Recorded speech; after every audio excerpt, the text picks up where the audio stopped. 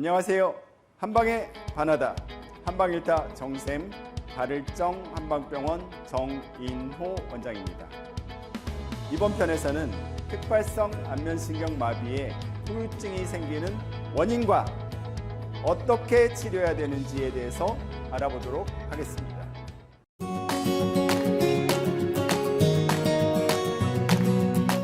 후유증이 생기는 원인은 초기 치료가 미흡했거나 마비가 심하게 와서입니다. 정쌤, 정확하게 마비란 어떠한 상태를 말하는 걸까요? 네, 특발성 안면신경마비의 후유증 첫 번째로 마비의 미회복은 말 그대로 마비된 신경, 근육이 회복되지 않았다는 뜻입니다.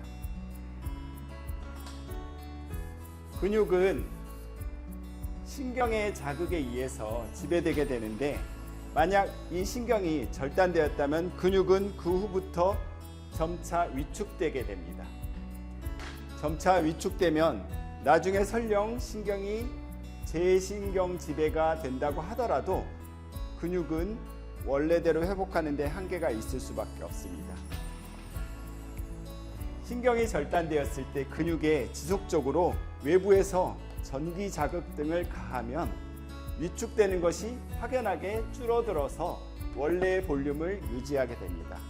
이렇게 원래의 볼륨을 유지하게 된다면 나중에 재신경 지배가 되었을 때 근력이 회복되는데 훨씬 유리한 환경이 조성되게 됩니다. 두 번째로 나타나는 후유증은 단축인데요. 마비되었던 근육들이 오히려 끌려 올라가서 줄어들어 있는 상태입니다. 이러한 단축은 신경의 변성 후에 나타나는 증상이라고 합니다. 세 번째 증상으로는 연합 운동인데요. 눈을 감으려고 하는데 입꼬리가 같이 올라가거나 웃으려고 하는데 눈이 같이 적어지거나 하는 등의 의도하지 않은 근육의 움직임이 수반되는 증상입니다. 이러한 연합 운동은 신경이 떨어져 있다가 재신경 지배가 될 때 합선이 되거나 혹은 잘못 연결이 되거나 혹은 이 부위의 신경전도도가 높아져서 생긴다고 합니다. 네 번째 증상으로는 연축인데요.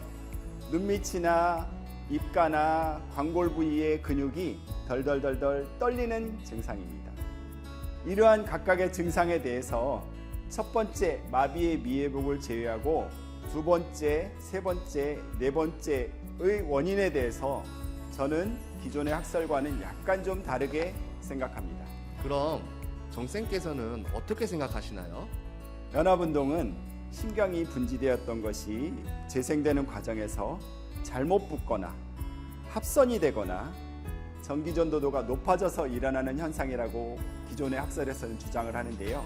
실제로 임상에서 하다 보면 그렇지 않은 것 같습니다.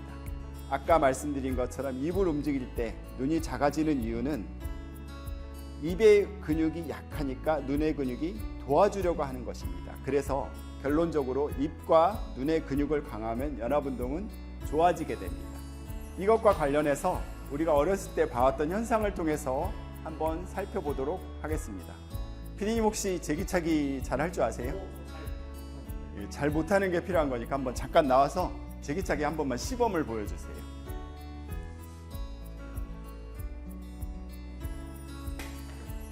예. 한 번만 더 해봐 주세요. 예, 됐습니다. 우리가 어렸을 때 흔히 이런 제기차기 많이 해봤는데요. 아주 어린 애들한테 제기차기를 하라 그러면 제가 흉내를 한번 내보겠습니다. 이렇게 하다가 못하고 말겠죠. 그거보다 조금 더 큰 아이들한테 제기차기를 해보라고 하면 이런 식으로 하게 됩니다. 아까 PD님처럼 한 듯이 발 근육이 발달 안 돼 있으니까 팔 근육이 어떻게든지 해보려고 이런 증상을 많이 보이게 됩니다. 초등학교나 중학교 때 이걸 가지고 놀리는 경우 많이 있었을 것입니다. 이런 식으로. 그런데 이거보다 더 근력이 발달한 사람의 경우에는 좀 더 능숙하게 하게 됩니다.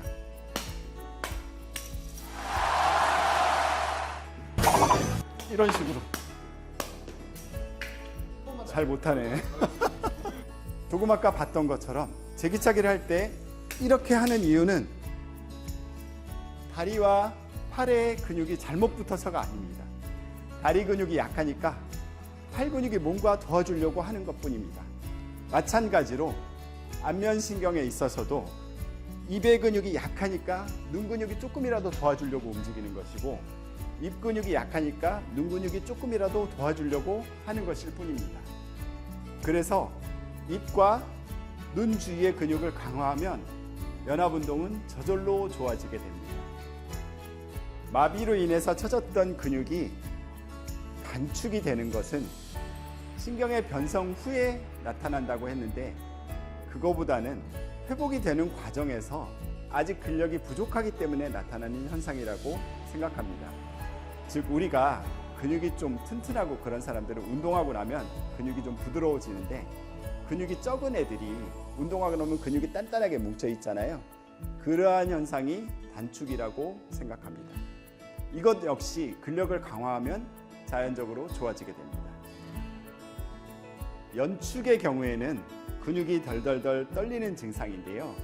이것은 기존 학설에서는 신경에 동맥이 인접해 있기 때문에 동맥의 박동에 의해서 신경이 자극되어서 덜덜덜 떨린다고 그렇게 이해하고 있었는데요. 제가 생각할 때는 그렇게 보기보다는 근육이 약하니까, 운동하고 나서 우리가 근육이 약한 사람들 근육이 막 덜덜덜 떨리고 그러잖아요.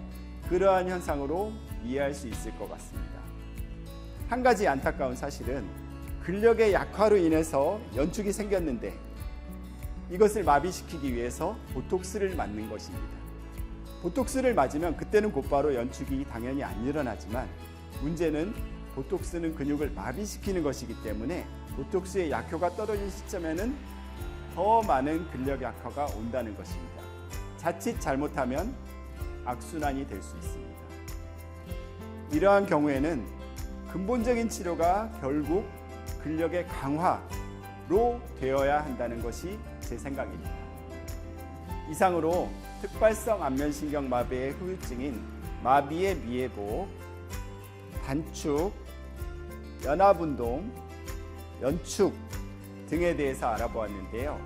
이러한 후유증이 있을 때는 일반적인 치료보다 조금 더 강한 자극이 필요하기 때문에 신경전기 치료나 매선침법, 정환침법 등 강한 자극을 해줄 수 있는 치료를 추천드립니다. 다음 편에서는 특발성 안면신경마비보다 훨씬 더 무섭고 후유증이 많이 남는 램지헌트 증후군에 대해서 알아보도록 하겠습니다. 이상 한방일타 정샘 발을정 한방병원 정인호 원장이었습니다. 모두가 건강해지는 그날까지 구독, 좋아요, 알람 설정